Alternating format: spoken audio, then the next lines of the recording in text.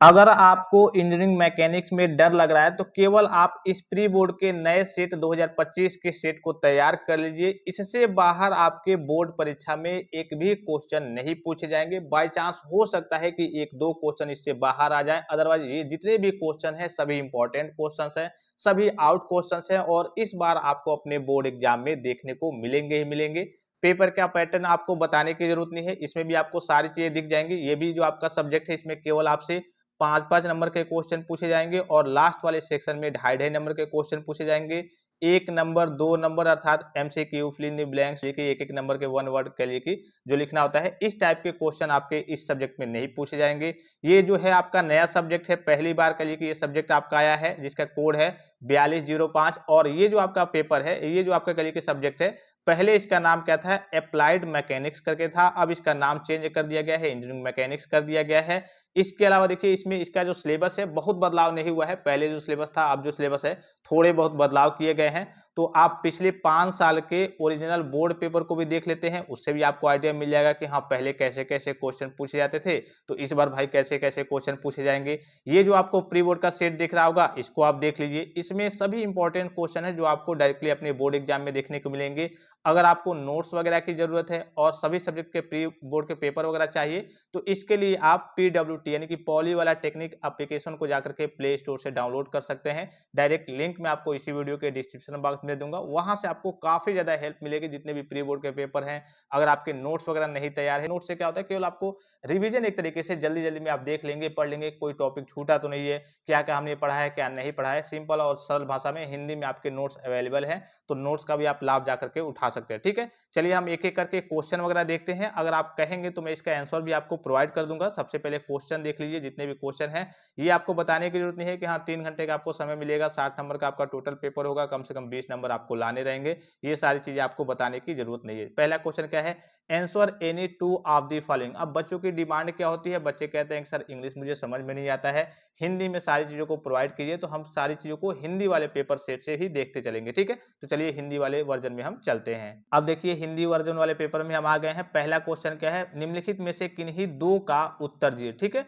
हर एक सेक्शन में 5वें तक जाएंगे तो आप 3-3 क्वेश्चन पूछे जाएंगे, दो दो ही करने रहेंगे। छठे में जाएंगे तो 6 क्वेश्चन पूछे जाएंगे, आपको 4 करने रहेंगे। अभी आपको मैं दिखा दूंगा जब पूरा पेपर आपको, अभी नीचे एक एक करके देखते चल रहे हैं हम। तो निम्नलिखित में से किन्हीं दो के उत्तर दीजिए, जो भी आपको दो आ रहा होगा उसको करना होता है। तो पहला देखिए क्वेश्चन क्या है, मशीन के प्रयास, वेगानुपात, दक्षता और यांत्रिक लाभ की व्याख्या कीजिए। क्या कहा जा रहा है, मशीन के प्रयास यानी कि इफर्ट, वेलोसिटी रेशियो, एफिशिएंसी और मैकेनिकल एडवांटेज की यहाँ पे क्या करनी है, आपको व्याख्या करनी है, इसको डिस्क्राइब करना है, अर्थात कह सकते हैं इसका डिफिनेशन लिखना है। ठीक है, तो चलिए मोटा मोटी थोड़ी बहुत चीजें हम देखते हुए चल रहे हैं, अदरवाइज मैं आपको क्वेश्चन वगैरह बता दे रहा हूँ, इसको आप तैयार कर लेंगे अपने स्तर से। सबसे पहले हम समझते हैं प्रयास यानी कि इफर्ट को, एग्जाम्पल के थ्रू सबसे पहले हम समझेंगे, थोड़ा सा बेटर रहेगा और आपके दिमाग में भी फिट हो जाएगा। ठीक है, एग्जाम्पल थोड़ा सा बेटर रहता है, एग्जाम्पल से जब भी आप चीजों को समझते हैं। डिफिनेशन तो आपको इंटरफेस पे भी दिख रहा होगा। यहाँ पे मान लीजिए कि 10 न्यूटन है, यहाँ पे मान लीजिए कि 100 न्यूटन का ये कोई भार है। ठीक है, हमें इसको, ये आपका लीवर हो गया, हमें इसको कह लिए कि उठाना है, तो हम अपनी ओर से क्या करेंगे, ये आपका 10 न्यूटन है, मान लीजिए कि हम अपनी ओर से प्रयास कर रहे हैं, लगा रहे हैं कि हाँ इस 100 न्यूटन के भार को हमें उठाना है, तो हम अपनी ओर से मान लीजिए कि प्रयास करेंगे, इसको नीचे की ओर दबाएंगे कि हाँ भाई हमें इसको उठाना है। तो क्या करना है, प्रयास का मतलब यहाँ पे इफर्ट का मतलब क्या हुआ, हम कितना प्रयास कर रहे हैं, हम कितना जोर लगा रहे हैं, हम कितना बल लगा रहे हैं, वही आपका क्या होता है, इफर्ट होता है, किसी ऑब्जेक्ट को उठाने के लिए या फिर हटाने के लिए। समझ गए, हम अपनी ओर से कितना प्रयास कर रहे हैं, कितना एफर्ट लगा रहे हैं, कितना बल लगा रहे हैं, कितनी एनर्जी दे रहे हैं कोई भार है उसको उठाने के लिए, इसी को हम क्या कहते हैं, प्रयास कहते हैं। इसी को हम क्या कहते हैं, प्रयास कहते हैं। तो मान लीजिए कि ये 10 न्यूटन है, 10 न्यूटन का हमने क्या किया, यहाँ पे बल लगाया अपनी ओर से, और 100 न्यूटन के भार को हमने क्या किया, उठा दिया, तो ये क्या हो गया, हमारा इफर्ट हो गया। तो यहाँ पे देखिए प्रयास यानी कि पी वह बल है जो मशीन पर लगाया जाता है ताकि भार अथवा लोड को हटाया जा सके या फिर उठाया जा सके। इसे निवेश बल यानी कि इनपुट फोर्स भी कहते हैं। देखिए कई सारे आपके टर्म होते हैं जिसके कई सारे कहिए कि नाम होते हैं। अब मान लीजिए कि आपसे यही पूछ दिया जाए कि डिफाइन इनपुट फोर्स, और आपको मालूम ही ना हो कि इनपुट फोर्स को ही प्रयास कहते हैं अर्थात इफर्ट कहते हैं, या फिर ऐसे कहिए कि इफर्ट को ही इनपुट फोर्स कहते हैं, तब तो आप फंस जाएंगे। भाई ये चीज आपको याद भी है, आता भी है, आपको समझ में भी आता है, आपको सारी चीज इसके बारे में मालूम है, लेकिन बस इसका दूसरा नाम आपको नहीं मालूम है, फिर आप एग्जाम में फंस जाएंगे। फॉर्मूला क्या होता है, P equal to W upon A. P equal to क्या होता है, प्रयास, यानी कि P से इफर्ट, P से मतलब क्या है, प्रयास अर्थात इफर्ट है। उसके बाद से W हो गया, ये आपका भार हो गया। MA क्या होता है, मैकेनिकल एडवांटेज। अब मैकेनिकल एडवांटेज क्या होता है, मशीन के द्वारा जो हमें फायदा मिलता है। सपोज कीजिए कि हम मशीन का उपयोग क्यों करते हैं कि हाँ भाई उससे हमें कुछ लाभ मिले, हम कम एनर्जी वेस्ट करें, कम उस पे काम करें और वो ज़्यादा आउटपुट दे, एक तरीके से वो ज़्यादा हमें फायदा पहुंचाए। भाई मशीन का मतलब तो यही होता है। तो मैकेनिकल एडवांटेज का भी मतलब यही होता है कि हम मशीन पर काम कम करें या फिर कहिए कि उसको एनर्जी कम दे और वो हमें आउटपुट कहिए कि ज़्यादा दे, काम अच्छे तरीके से करके दे। जैसे मान लीजिए, जैसे नॉर्मल से एक एग्जाम्पल ले लीजिए, एक सिंपल सा एग्जाम्पल। मान लीजिए ये आपने देखा होगा, मान लीजिए कि यहाँ पे एक अखरोट हो गया, ठीक है। इस अखरोट को तोड़ना है अगर आपको, तो अगर आप हाथ से, अंगूठे से, उंगली से दबा करके तोड़ते हैं तो आपका और सबका तेल निकल जाएगा। लेकिन वही चीज अगर आप यहाँ पे, आपने देखा होगा, इससे अगर आप दबा करके अखरोट को तोड़ते हैं तो सिंपल तरीके से आसानी से आपका अखरोट जो है वो टूट जाएगा, कोई समस्या नहीं होगी। आपकी ओर से ज्यादा प्रयास भी नहीं करना पड़ेगा, ज्यादा आपकी एनर्जी भी वेस्ट नहीं होगी, आपकी ऊर्जा भी वेस्ट नहीं होगी और आसानी से ये आपका काम हो जाएगा। लेकिन अगर वही आप कह लिए कि हाथ से तोड़ने जाएंगे तो आपका वहां पे काफी ज्यादा कह लिए कि एनर्जी वेस्ट होगा, काफी ज्यादा आपको प्रयास करना पड़ेगा, फिर भी पता नहीं टूटेगा कि नहीं टूटेगा, ठीक है। तो यहाँ पे देखिए सबसे पहले प्रयास होता क्या है, तो ये आपका कहिए कि W अपान M यानी कि भार और मैकेनिकल एडवांटेज का जो अनुपात होता है उसे ही हम क्या कहते हैं, प्रयास कहते हैं। इसे P से हम डिनोट करते हैं। अब मान लीजिए कि आपसे मैकेनिकल एडवांटेज पूछ लिया जाए तो इसी को आप पक्षांतर कर दीजिए, तो W यानी कि भार और प्रयास के कहिए कि अनुपात को हम क्या कहते हैं, मैकेनिकल एडवांटेज कहते हैं। अभी मैकेनिकल एडवांटेज को हम आगे भी देखेंगे। मैकेनिकल एडवांटेज का सीधा मतलब होता है मशीन से हमें भाई फायदा। एडवांटेज का मतलब क्या होता है कि हाँ चलिए हमें उससे क्या लाभ मिल रहा है, फायदा। तो मैकेनिकल एडवांटेज मतलब जो आपकी यांत्रिकी मशीनरी चीजें होती हैं उससे हमें भाई फायदा लेना है। भाई मशीन हम क्यों बनाते हैं कि हाँ उससे फायदा मिले। तो मैकेनिकल एडवांटेज का सीधा मतलब ही होता है कि हम उसको इनपुट कम दें, एनर्जी कम दें और वो हमें अच्छे से काम करके दे। भाई मशीन का तो मतलब ये होता है ना कि हाँ वो हमें अच्छे से काम करके दे। ये एग्जांपल मैं आपको एक और दे दे रहा हूँ कि आपका नल हो गया, चलिए ये आपका एक तरीके से मशीन है, इससे हमें पानी निकालना है। मान लीजिए कि इसमें जो हैंडल है वो हैंडल नहीं लगा हुआ है, तो आप चाहें तो ऐसे भी पानी निकाल सकते हैं, लेकिन इसमें क्या होगा, आपका तेल निकल जाएगा, काफी ज्यादा फोर्स लगाना पड़ेगा आपको। ऐसे ऊपर से करके आप इसको खींचेंगे, निकालेंगे, फिर रखेंगे। देखना आप कभी इसको अगर प्रैक्टिकली तरीके से जब आपका नल वगैरह खुलता है तो इससे उठाना डायरेक्टली, अगर आपका हैंडल नहीं लगा हुआ है तब, ठीक है, बहुत ज्यादा आपका जोर लगेगा, फिर पानी निकलेगा थोड़ा थोड़ा। अगर आपका हैंडल लगा हुआ है, यहाँ पे कहिए कि आपका लीवर वगैरह सेट है, तो आप इसको आसानी से क्या करेंगे, थोड़ा सा दबाएंगे, अपने आप पानी क्या हो जाएगा, आपके नलके से बाहर आ जाएगा। ये क्या होगा भाई, ये भी एक प्रकार का मशीन है, मैकेनिकल चीजें हैं। तो आपने क्या किया, अपनी ओर से प्रयास थोड़ा सा कम लगाया, प्रयास अपनी ओर से आपने हल्का सा लगाया और आपको जो भी चीज उससे प्राप्त करना था वो आपको आसानी से मिल गया, बिना कहिए कि ज्यादा प्रयास किए हुए। तो आपने अपनी ओर से कम फोर्स लगाया और अच्छा सा आपको कहिए कि आउटपुट मिल गया। तो यही मैकेनिकल एडवांटेज का सीधा मतलब होता है, हम उसको कम इनपुट दे और वो हमें ज्यादा आउटपुट दे। तो यहाँ से आप चाहे तो मैकेनिकल एडवांटेज का भी डिफिनेशन निकाल सकते हैं, इसका भी कहिए कि फार्मूला निकाल सकते हैं। Mechanical advantage equal to W upon P, यानी कि कहिए कि भार और प्रयास के अनुपात को हम क्या कहेंगे, मैकेनिकल एडवांटेज कहेंगे। अभी हम आगे भी पढ़ेंगे, ठीक है। तो ये आप इफर्ट समझ गए। फिर नेक्स्ट क्या था आपका, वेगानुपात, वेलोसिटी रेशियो। ये क्या होता है, वेगानुपात जो है मशीन में प्रयास द्वारा तय की गई दूरी और भार द्वारा तय की गई दूरी का अनुपात होता है। सूत्र क्या है, सिंपल और सरल और आसान भाषा में आपको बताऊंगा, अभी आपको एग्जांपल के थ्रू भी समझा दूंगा।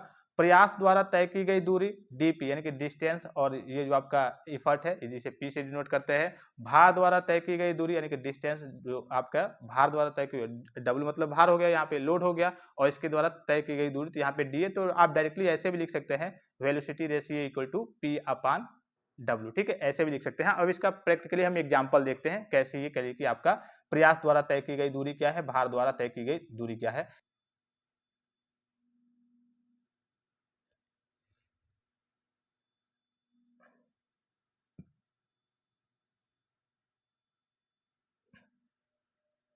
अब देखिए यहाँ पे थोड़ा सा आप समझिएगा, जैसे सपोज कीजिए कि जब आप अपनी ओर से इफर्ट लगाते हैं, मान लीजिए कि आपको नलके से पानी निकालना है, तो अपनी ओर से क्या करेंगे, आप इफर्ट लगाएंगे, यहाँ से क्या करेंगे, इसको यहाँ से यहाँ तक करिए कि आप एक तरीके से रोटेट करेंगे, ठीक है, यहाँ से यहाँ तक आपका आएगा।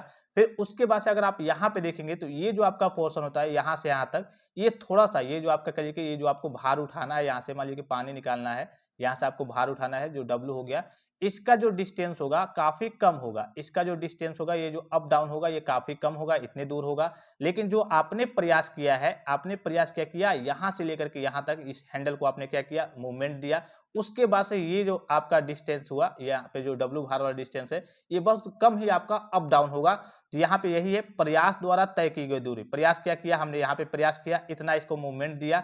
उसके बाद से भार द्वारा तय की गई दूरी, भार क्या है, ये W है, मान लीजिए कि ये हमें पानी यहाँ से इतने भार का है, मान लीजिए कि सपोज कीजिए कि हाँ 1 आपका लीटर पानी है, तो इसको हमने क्या किया, इसको हमें ऊपर निकालना है। तो हमें ये जो भार है, इसका जो डिस्टेंस कितना ऊपर नीचे गया, तो भार द्वारा तय की गई दूरी कितनी है, तो वही क्या गया है, वेलोसिटी रेशियो क्या होता है, प्रयास द्वारा तय की गई दूरी और भार द्वारा तय की गई दूरी, इसी के हम अनुपात को क्या कहते हैं, वेलोसिटी रेशियो कहते हैं। इसका एक और सिंपल सा कह लीजिए कि आपका फॉर्मूला है वेलोसिटी रेशियो, भार के बिना मशीन की गति और प्रयास के बिना मशीन की गति। फिर देखिए जो वेलोसिटी रेशियो होता है हमेशा क्या होता है आपका 1 से अधिक ही होता है। वेलोसिटी रेशियो क्या होता है, हमेशा आपका 1 से अधिक होता है और यह मशीन की दक्षता यानी कि एफिशिएंसी पर निर्भर नहीं करता है, ये भी आपको पॉइंट याद रखना है। फिर देखिए यांत्रिक लाभ, मैकेनिकल एडवांटेज क्या होता है, तो वही मैंने आपको बताया कि यांत्रिक लाभ मशीन द्वारा प्रदान किए गए भार W और प्रयास P का अनुपात होता है। क्या होता है, मैकेनिकल एडवांटेज का मतलब ही होता है कि मशीन से हमें भाई क्या फायदा मिल रहा है। अभी एग्जांपल के थ्रू मैं आपको बता रहा हूँ, सपोज कीजिए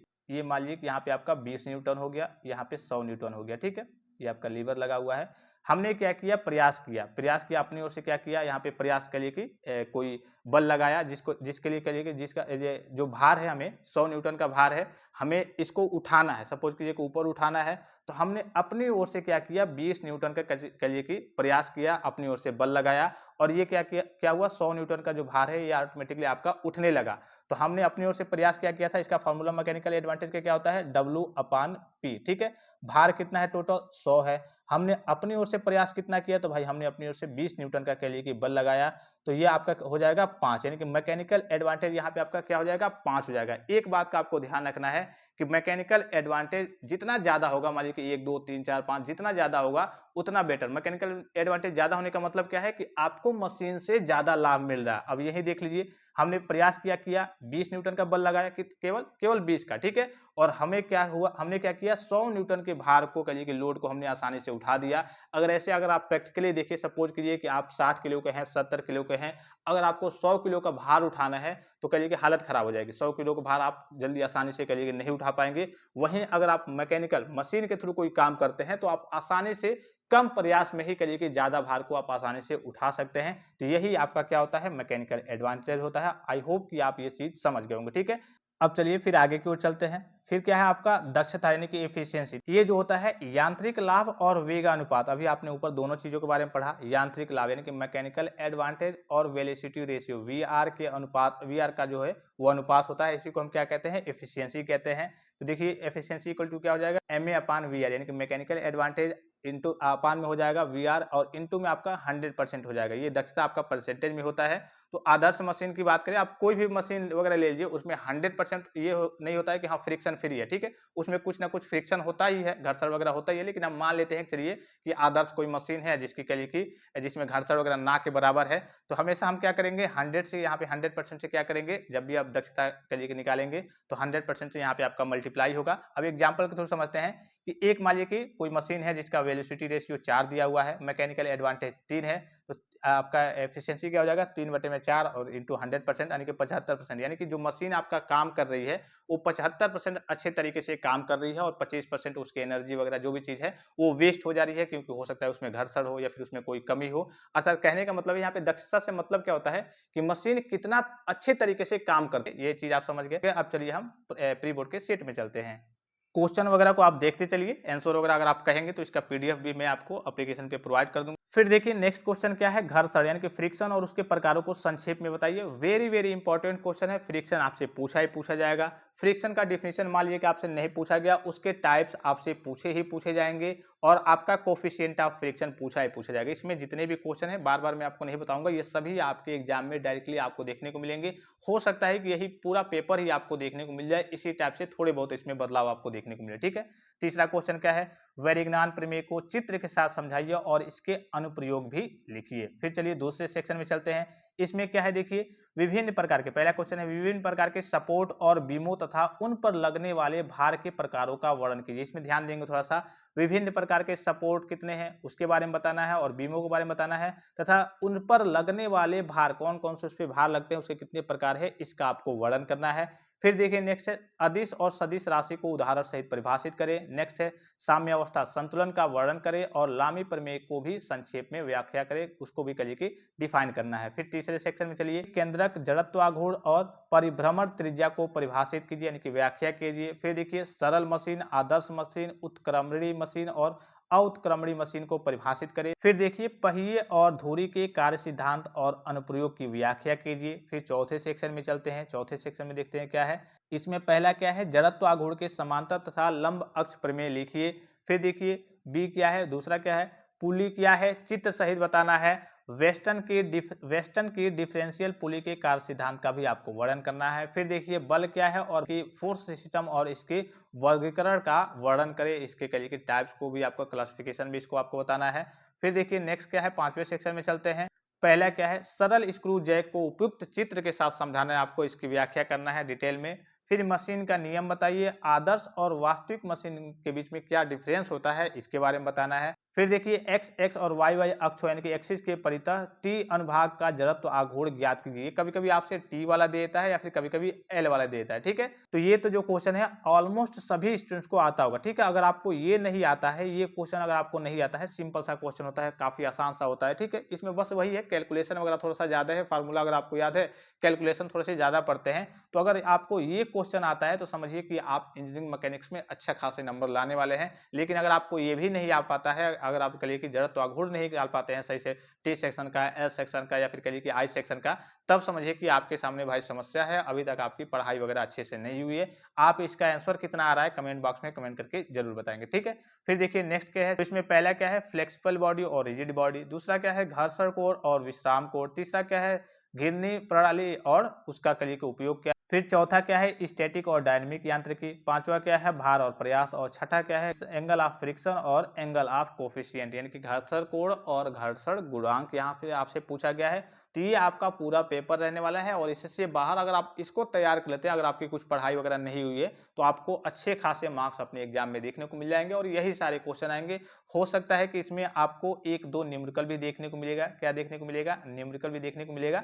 तो न्यूमेरिकल की बात करें तो बच्चे ज्यादा इसको करिए टच करते ही नहीं है, ठीक है। न्यूमेरिकल पार्ट्स को बहुत कम ही बच्चे होते हैं, रेयर केस में बच्चे न्यूमेरिकल पार्ट्स को टच करते हैं। तो आपका अथवा में रहेगा, उसको कीजिए, या फिर दूसरे सेक्शन की ओर आप चले जाइए। अब अभी कोई डाउट्स हो, कोई कंफ्यूजन हो, कोई समस्या हो, कोई चीज आप पूछना चाहते हैं तो आप कमेंट बॉक्स में कमेंट करके पूछ सकते हैं। सभी सब्जेक्ट के प्री बोर्ड के पेपर, पिछले 5 साल के ओरिजिनल बोर्ड पेपर वगैरह, इन सारी चीजों को आपको अपने स्तर से देख लेना है, क्योंकि आपका देखिए मैंने बार बार आपको कई बार बताया कि आपका इवेंट सेमेस्टर है, सेकंड सेमेस्टर है।